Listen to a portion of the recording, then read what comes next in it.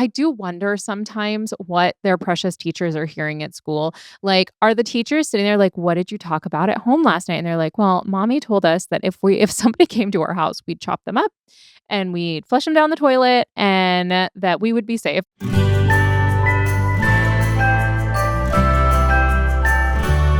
How to survive the classroom. Hey, teacher besties. I am so excited to share with you that my book, They Never Taught Us That, is available for pre-order right now. It is everything inexperienced first-year teachers need to manage the chaos of the modern classroom, including some anecdotes to make you feel a little bit better, because if there is a way you can screw up, I have probably done it. It also has advice on how to build trust with families, how to manage grading and lesson plans and IEPs and everything in between that they never went over in your teacher prep program. They Never Taught Us That is available everywhere right now for pre-order. Hey, teacher besties, welcome to How to Survive the Classroom. I have to tell you guys that this is a moment of acknowledgement that I was wrong. Okay. And I need to apologize to the people of Texas because I grew up in San Diego, and San Diegans I'm going to be honest. San Diegans do think that they live in the only place worth living in on planet Earth. And on top of that, they also feel pretty passionately that the Mexican food in San Diego is the best Mexican food on planet Earth, other than in Mexico itself, obviously. And we had our Teachers Lounge shows this last weekend in Houston and Addison, which is like outside of Dallas area. And I had so many people tell me like, "No, Andrea, you have to get some Tex-Mex." And I don't know if it's just because the only Tex-Mex that I've had is like other area interpretations of Tex-Mex. Because what I thought of when I thought of Tex-Mex, I thought of like Velveeta. I thought of like a lot of corn for some reason, like a lot of sweet corn involved in it. And I don't know where that came from. Maybe there's like a Tex-Mex chili that had corn in it. I don't know. But we had our shows in Dallas, and I cannot even say, we went to this spot called Mexican Sugar afterwards, and it was the best Mexican food I think I've maybe ever had. It was phenomenal. And I was like, wow, I really have to eat my words on this one because this is actually absolutely incredible. So that's on me. I'm sorry that I doubted you, Texas. I apologize. It won't happen again. I also had some of the best food in Texas in general. Like so far, I've been to Washington. I've been, to New Jersey and Philly. And granted, I haven't gotten to like eat out at like nicer-ish places in those locations. But in Houston, we had some sushi that was insanely good. And then in Dallas, we had the Mexican food that was insanely good. So I apologize. I take it back. Tex-Mex is actually incredible. And I know that for some of you guys, you're like, obviously it's incredible, but I didn't believe you. I'm going to be honest. I thought you guys were lying and you'd never had real good Mexican food. So, not that I'm like the arbiter of good Mexican food, but I am a passionate lover of Mexican food. And so I was ready to not be impressed, and I take everything back. Also, can we talk about the fact that why are there two airports in every city in Texas? So we fly into Houston for our shows, which thank God we flew in when we did, because now with the government shutdown and TSA and everything, there's like 4-hour lines. Insane. We flew into Houston. I land. I text Gasper and Phil. I'm like, "Hey guys, like I'm landing. I'm getting my rental car." And then we realized that there are two airports in Houston two big airports that you could fly into in Houston, at least. And then we realized that, both Phil and Casper flew in to the other Houston airport. And I was like, "Oh, well, that sucks, but whatever. We're all going to Uber to the same place. Fine, right?" And then I'm like, we're on this is so typically me. We're on the little trolley that takes my husband and I to get our rental car. And as I'm standing there, I was telling my husband, I was like, "How embarrassing is it that some people show up to rental car places without a reservation?" Like, to me, like, how do you not plan out that you need a rental car? That's so embarrassing. I can't even believe they would have vehicles. So we show up. I'm standing in line. We show them. I'm like, "Hey, we've rented a car." And they're looking and they can't find my reservation because my rental car was reserved for the other Houston airport. And I was like, after I was talking so much smack, I don't have a reservation for this location, and we are 45 minutes away from the other airport in Houston traffic, which, by the way, Houston, get it together, girl. You are a mess. And so I'm like, okay, well, and thank you, Enterprise, because they helped us out and they got us switched and everything like that. But oh my gosh, what a mess. And then same basic thing happened flying out of Dallas. Both the guys were flying out of a different airport than we were, and we ended up having to return our car to the correct place, by the way. But yeah, traveling, if you are traveling to Texas, make sure you guys check all of that because there were several times that we had issues with that. And there was also a big storm coming through when we were in town. And so I very specifically rented a Jeep. And we ended up having to drive through some fairly high water. It wasn't like dangerous. It was like in an underpass, but that like if you were in a Prius, you were going to float away. Like there's no way. There was like probably 7-ish inches of like just standing water underneath. And my husband, guys, the way he gunned it through that standing water, and I lost several years of my life. I'm in the vehicle with my husband, who's like, was a Marine, drove very large armored vehicles in war, and Gasper and Phil behind me. And they all, I swear, just fell in love with Jeeps. It was like a Jeep commercial. They were like, oh my gosh, because there were a bunch of cars having to turn around because of the standing water. And we just barreled through. It was an experience. I don't advise driving through standing water, but it did make my husband very, very happy. And I think now they all are very interested in getting Jeeps because we were able to drive through that water. School-wise, I am still visiting all of these schools, and all of my students are still in the middle school and high school classrooms and stuff. It's going super well.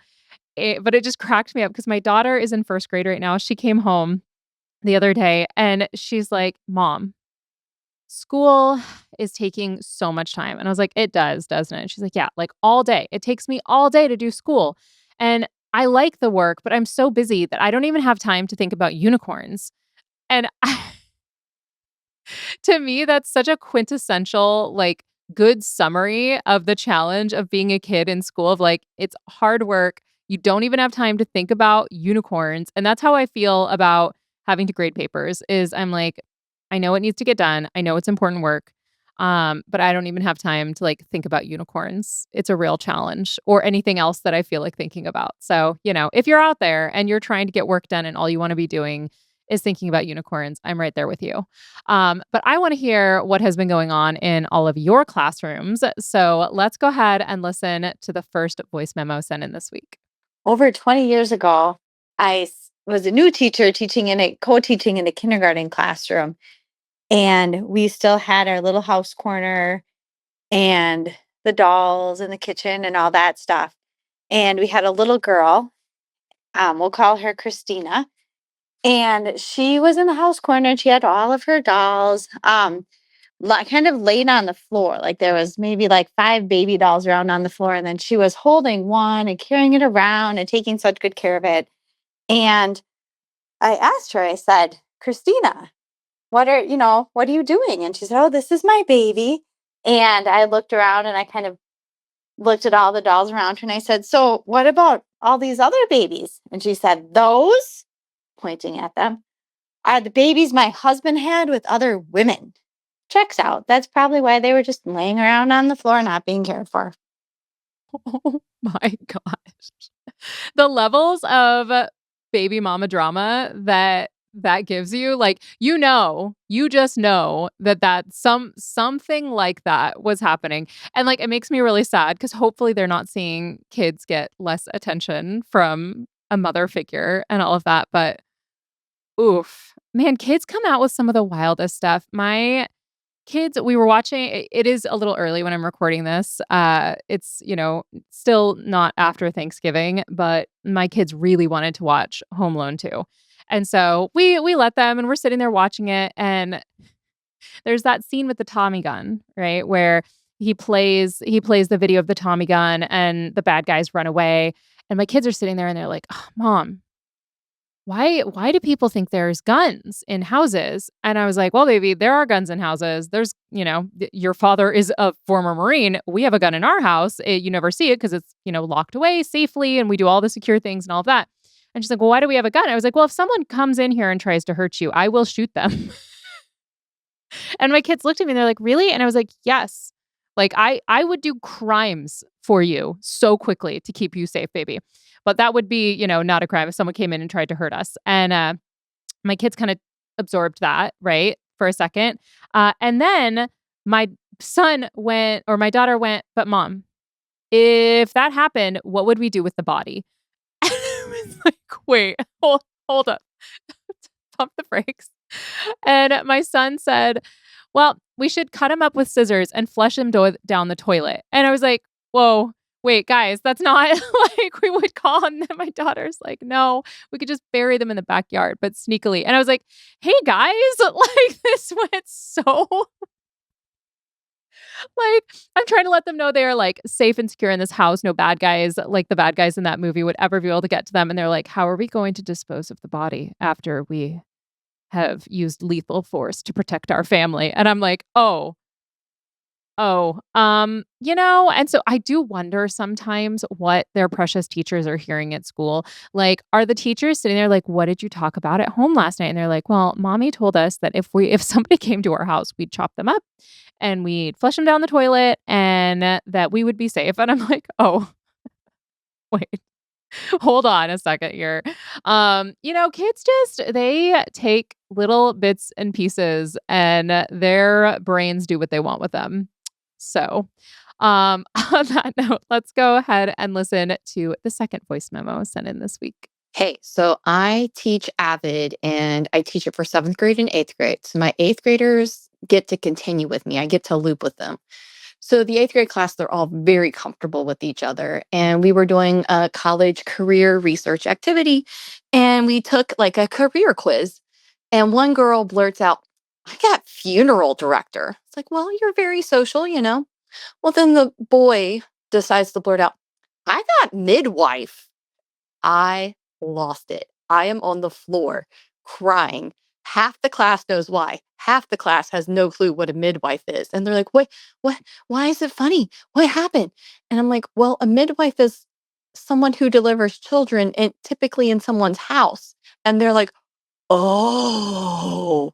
And they all start laughing. And then one of the other boys is like, I got it too. So two boys got the career midwife. He did turn it around and he decided to research EMS, EMT, and like lifeguards. So, like, the caring, nurturing field, but, maybe just not seeing vaginas and delivering babies. So, what's so funny is that like my husband, he's a physician assistant, and so he has done rotation. So the big thing with training PAs is they have to do rotations in different specialties. And one of the specialties he had to do was OB-GYN. And he was not super excited about doing OB-GYN stuff. He just wasn't. He was like, I don't know. Like usually, it's not like, because I feel like there's this thought, at least from a woman's perspective, that it's like, yeah, I bet you're gonna like that. Like, that Friends episode where Rachel, I think it was, dates an OB-GYN and she's like trying to be romantic with him. And he's like, listen, it's like this, like, how you're, you serve coffee all day. Do you ever come home and if you're like, if I see one more cup of coffee, like, I feel like we have this image in our brains that like men, especially like hetero men who work in OB-GYN, like are just, like they're super into it. They're having the best time and the best days. And my husband's like, everyone is sick. You don't view it like that because it's a clinical setting. Like it's just like, it's not that. So he was not excited about doing any of that stuff. However, my husband has had the opportunity because of all of his trainings to be in the room for several deliveries that weren't mine. So there was one woman, he said it was like her third or fourth baby, and it was a vaginal delivery. And so her legs are up in stirrups and she's got a great working epidural. So she's happy as a clam. I'm going to let that one sit. And so she's sitting there and she's talking to my husband, who at this point is just observing. Okay. So it's early on in his program. He's just there to watch. And so he's standing there and the dad is over there. And she apparently she wanted to see because apparently the head was coming out. And she really wanted to get a picture of it. And so she's like, looked over at my husband, who apparently was looking very pale at this point, and she's like, here, you need something to do, take a picture. And so my husband is like, at this point, I don't even think I had kids yet. And so my husband's like, you want me to take a picture of your vagina? And she's like, yeah, just get in there. And so he stands back like as far, because what do? You don't want to get too close, right? Like you don't want to be like, oh yeah, like so my husband is standing like probably 2 feet back from where her feet are, over the shoulder of the physician, and like clicks a quick picture and hands it to her. And she looks, she's like, I can barely see anything. Really get in there. And so my husband has to like shoulder around the doctor who's like guiding this child out and is like clicking a bunch of pictures like, oh God, oh fake, oh God, oh God. He's like, no. And that was one of my favorite things that he told me when he came home from doing that, because he was like, they gave me a job because I looked like I was about to faint. And which is so funny to me that he like was getting so lightheaded, because he does gross like surgeries. He has cut people open. He has done suturing. He has like been in like it. The things this man can do without getting faint and without having any issues. And then a woman giving birth, at least at that point, was like, oh, no, thank you. But I recently I saw this bit from a comedian. I can't remember who it was, but it was so funny because she was like, I think it's such BS that men get like icked out by like periods and stuff. You'll sit there and watch a horror movie. You'll sit there and watch like a murder mystery, a murder documentary, a slasher flick where there's blood everywhere, like all of this stuff. And I was telling my husband about this bit because it's like how unfair it is that they're like so grossed out by period blood or periods or tampons or pads or any of that kind of stuff, but like are like, let me watch the slasher flick real quick, right? And I was telling my husband about this bit, and it occurred to me in that moment that this man has cut people open and sewed them up, and he still is like, ew, when it comes to period stuff. And so I was telling him about this bit, and I was like, actually, and I like turned on him, and he's like, whoa. Like, I was like, it's insane that you have done what you've done, and you're still like, yeah, but like, ugh. And like the dichotomy of, and I think honestly, genuinely, this is what I think is that there is like a biological thing that happens in like a lot of men where it's like period blood, therefore not pregnant, not fertile. And so it's like an instinctual biological thing that I think happens. But either way, and he does not freak out about it or anything like that. But it's like not like he would not choose to go in to OB-GYN or midwifery or anything like that. I could see him doing pediatric stuff because he's really, really, really good with kids. But it cracks me up because, and here's the thing is like, we need good midwives. I think midwifery now, like you can get it in your normal hospitals and stuff as well. It's not just if you're delivering at home. And I do want to shout out the doctors and nurses that just helped bring my new nephew into the world. Those of you guys who've been following me for a long time know that my sister is a content creator as well now. She has a page called Host in Your Home. She has 2 little girls, and she just had her 3rd child, which is a little boy. And he came into the world at 37 weeks, and there was some oxygen deprivation stuff that happened. It was very, very scary. My sister had a cold, so they kind of had an emergency C-section, and then they immediately rushed him to a specialty hospital where he had to get a bunch of different things done. And the doctors and nurses there that took care of him did such an incredible job. My nephew is fine. All the tests came back really positive and all of that.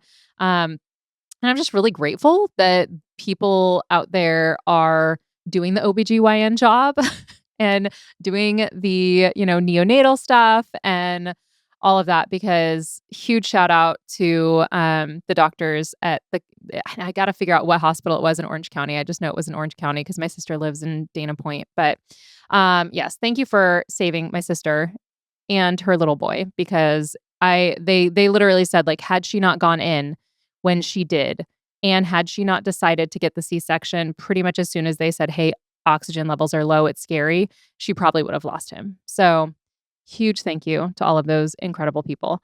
And a complete left turn from what I was just talking about. I have some really cool resources I want to talk to you about. So we are going to take a look at those right after this quick break. Have you ever wondered what I would say if my mother and my administrators weren't watching every single thing I do on social media? Well, that's exactly what my stand-up show is, and I'm going to be coming to a town near you super soon. You can get tickets at educatorandrea.com/tickets.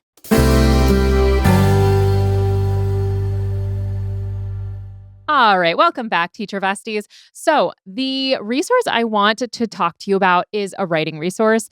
And the reason I'm trying to focus on finding a few more of those just because there is kind of a national push towards literacy, making sure our kids can read and finding resources that make it an easy lift for parents and for teachers. So, I found this website called createtolearn.ca. And there is a gentleman named Jake Cardinal, and he has a 4-part series on creative writing. And there's 4 videos, and basically it is a bunch of prompts that help you walk your way through doing a creative writing activity. And it's that kind of stuff. Like, if we can somehow associate writing or reading with like joy and relaxation instead of stress and work, I feel like that's really the key to get us to where we need to be with writing projects and with getting our kids to be literate. And I'm dealing with this as well with my own kids. I think I always thought naturally, because I love to read, because I read to my kids every day, that we would never have any challenges when it came to getting our kids to love reading. But kids are different. Like, they just come out of the box however they come out, and you're going to have to try and figure it out. And so, with one of my kids in particular, they really, really struggle with reading. And so I'm always looking for different things. And I've got a couple of things that I'm doing personally that I'm going to talk about, but only going to share them with you guys if they actually are good.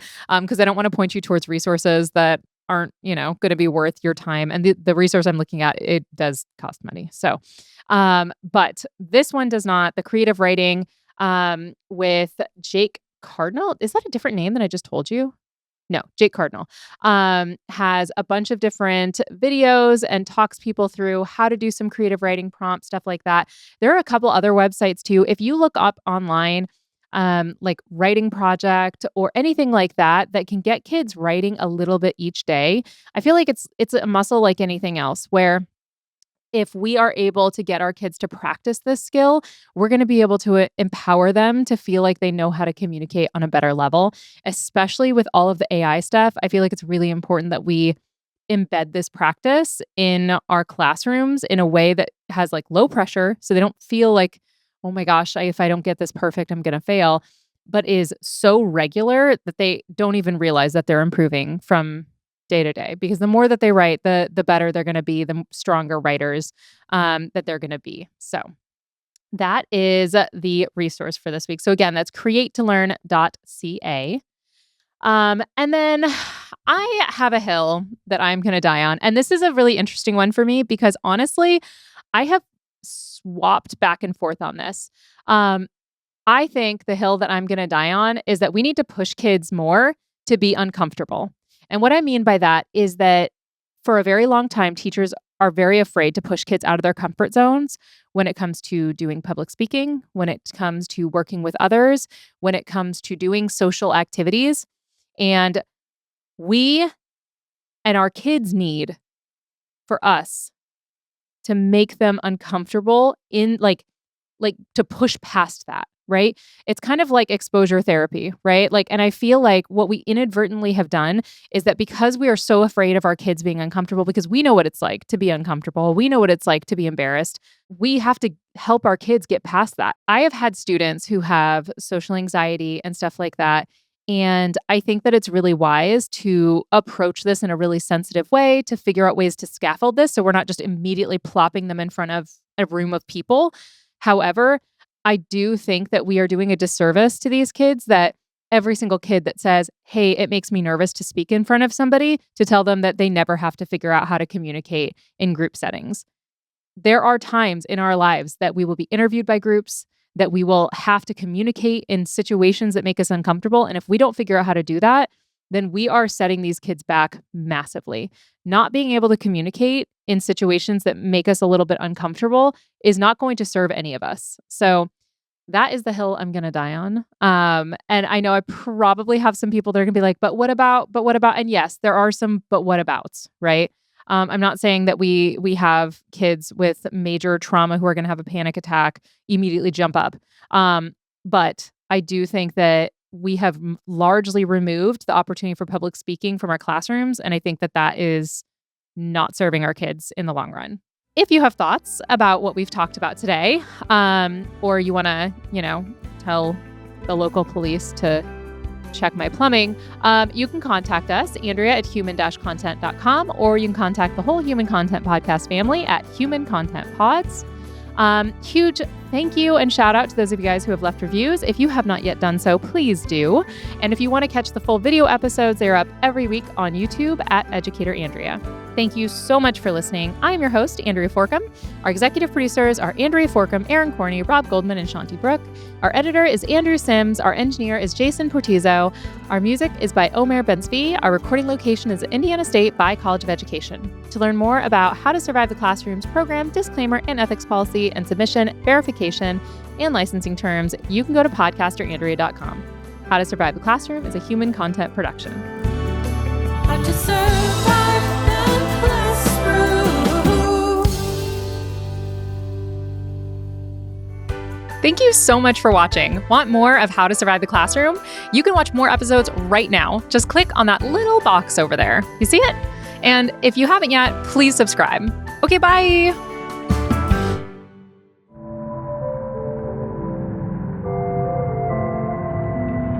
Human content.